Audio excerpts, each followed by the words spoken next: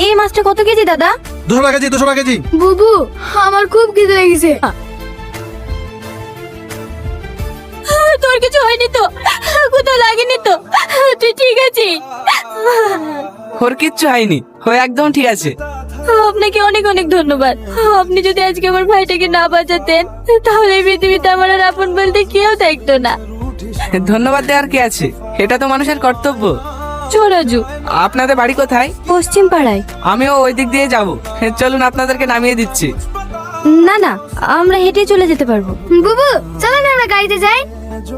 আসুন। বুবু, গাড়িটা অনেক সুন্দর তাই না? তোমার ভালো লাগছে? অনেক ভালো লাগছে। আমি বড় হয়ে এরকম একটা গাড়ি কিনে বুবু আর আমি সারা কিনা ঘুরবো। তোমার আব্বু মাকে নেবা না? আমাদের আব্বু মা কেউ নাই। সরি। তোমরা তাহলে কোথায় থাকো? আব্বু মা মরে যাওয়ার পর থেকে আমরা বড় আব্বার কাছে থাকি।